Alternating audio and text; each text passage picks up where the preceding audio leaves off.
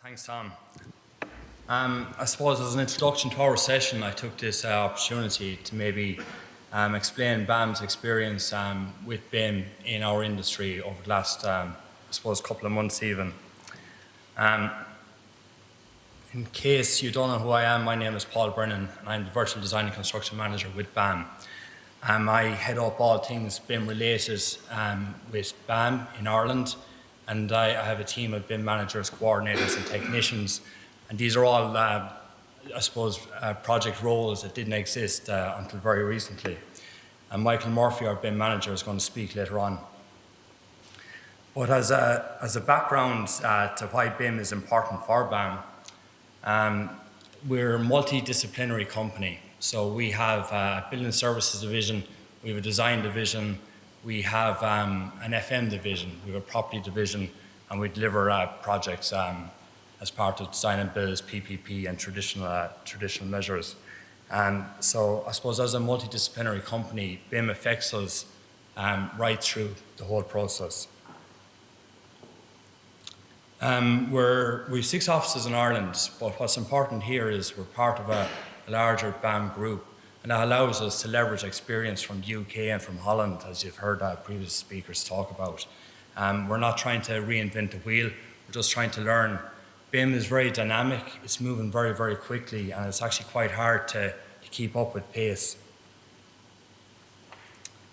But why did BAM in Ireland really adopt BIM a couple of years ago? And I suppose to start off with, the construction industry in Ireland was quite poor, and we did need to reinvent ourselves. We needed innovation, we needed to offer clients something different, new ways of working, better services, and we needed to expand our roles as well, and not just be stuck in what we were doing. And this is just an image I normally use just to show that back in 1903 we had planned sections and elevations for the first airplane. And that particular industry and other industries such as the automobile industry have really moved on. But in our industry we really tend to focus on planned sections and elevations when the technology is there to do so much more. So BAM and why BIM, we're multidisciplinary. We have some of the, I suppose, the largest clients in the country are now looking for BIM. So if you really want to work on the most exciting projects in Ireland, it's great that we actually have clients with foresight, and it was really refreshing this morning to hear the HSE talk about their BIM strategy and the big projects that they're actually going to deliver in BIM. But you also need a plan. You know, you need an agenda, you need to know where you're going. And I suppose we have a strategic agenda, 2013-2015, where BIM permeates down through it. It just makes up everything that we are. It's almost like a DNA. That's what we're trying to get into our company. We have a long-term vision then, a 2020 plan. Software doesn't exist for some of the things that we're trying to do, but we're moving in that way. And then other important parts of our business is lean construction, corporate social responsibility, CSR, and BIM is just a part of it. So BIM shouldn't be really a standalone thing. And I think Michael said it from one of the speakers in Holland recently, or one of these Dutch speakers, that BIM shouldn't be a standalone thing. It should just make up part of what you're doing. And the purpose of this slide is just to demonstrate that it's not made up. The standards do exist, and there's plenty of information out there. And we're not trying to force anybody to do BIM our way. We're trying to align ourselves with PAS 1192, 2 and 3, and BS 1192. But unfortunately, in Ireland, we have different standards of where BIM is. And the first one is you get dumb models. They don't really add value to delivering a project. They're there for visual purposes. They have a role, but there's only so much use you can get of them. And then you have models that are more about geometry and getting the geometric spatials right. They lack intelligence and they lack data. There's only so much you can really do with them. They look great.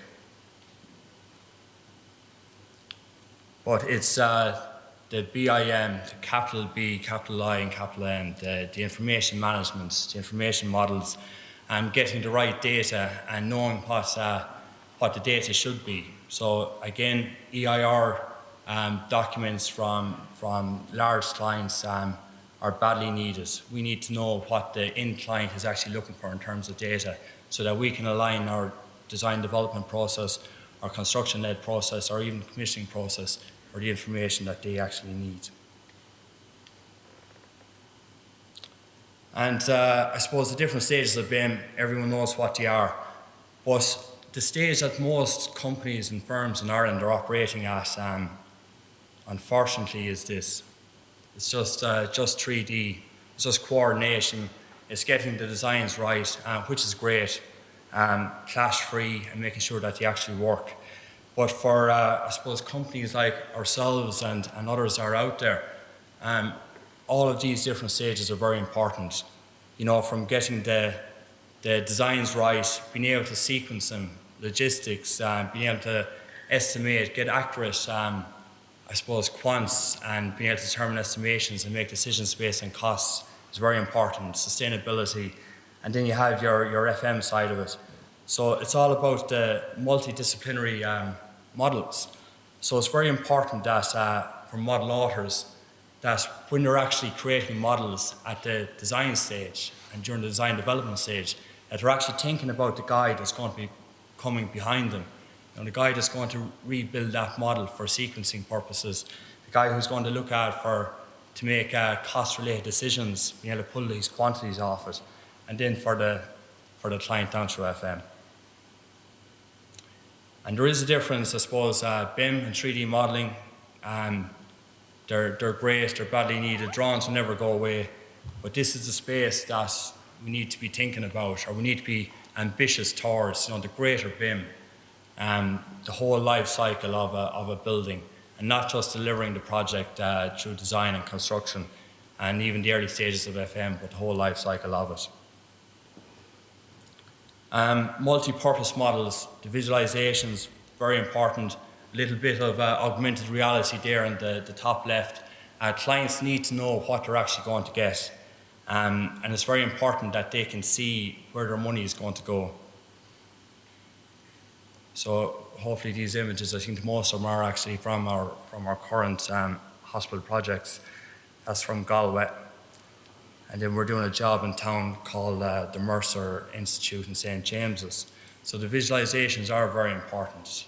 You need to be able to understand what it is you're getting and what it is you're supplying. From a contractor's point of view, or for the actual project delivery team, designers as well, the models don't have to be pretty. They need to work. They need to be practical. This model here, you can see the hoarding and the site compound set up. So that's like our enabling works that we do ourselves and sit in as part of the overall the new build that's going in. There's a lot of BIM software available, but you really do need to be able to pick the right one. You know, you need to pick the right tool for the job. The software are tools. You know, BIM is so much more. It is about process. It is about data. It's about, I suppose, collaboration, cooperation even.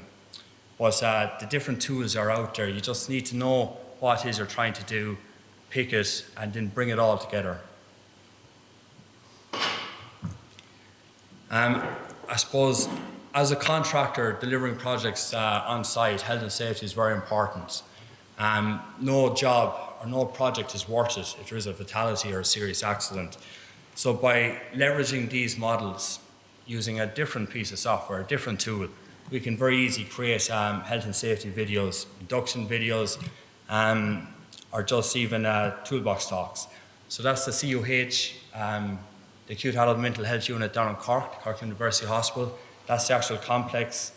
So I won't play the video, I'll just show you screenshots from it.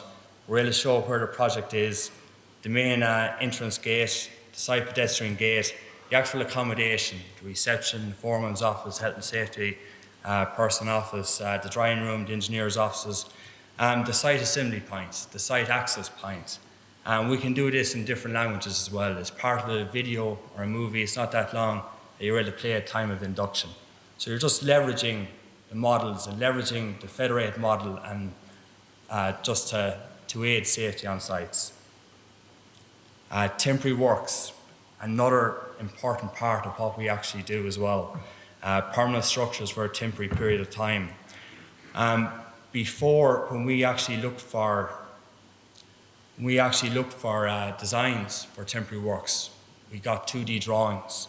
Now, more often than not, the people that create these 2D drawings actually modelled the scaffolding or modelled the formwork, but because we didn't look for it, we didn't guess it. But again, this is a space we need to be living in, right? We need to be able to get these temporary works, put them into our federated model. It's actually not that hard, and it allows you to give perspective to the work that you're actually doing. You can identify the space available, the site logistics itself. Another video, I won't play it just for time, but a couple of grabs of it is just the programmer. If the model isn't altered correctly and isn't assembled right from the start, the programmer who's actually creating the sequence for construction delivery, he can't get it to work. So maybe it's more dialogue than anything else, that the guys are actually creating the models just talk to the different people who are going to be using them later on. Sustainability. The reason I have this slide is that the software that's available, say people had used AutoCAD previously, now they're using Revit or ArchiCAD, it's so powerful. You can do a lot of your own sustainability analysis. So I find most people aren't leveraging the software to its full potential. It's only probably being used 20, 30, 40%. But when you really look into it and what it can do, you can do some great stuff with it. And this particular slide, I have to give credit to Trevor Woods for it, the surveyor and the estimator. And unfortunately, it's a bit like this at the minute. As Trevor describes it, the ugly models they're no good. They lack data, they lack intelligence. You can't do proper quant takeoffs. And unfortunately, the majority of models that are out there in our industry are like this. Then you have the bad models, and these are like handled with care. You know, there's a certain amount of data and intelligence behind them, but they're not assembled correctly. There's duplication of elements. You'd want to be a very experienced surveyor to really work out your quantities from these models.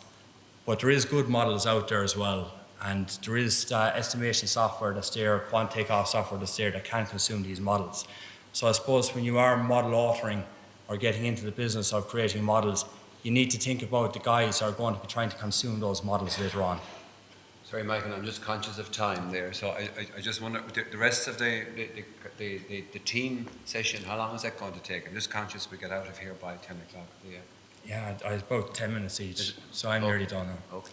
So the FM guy, the most important guy, I suppose, within for a client or within an actual project itself, and it's the information that you're trying to gather for this guy and put it all together. So Kobe is the way they're doing it in the UK.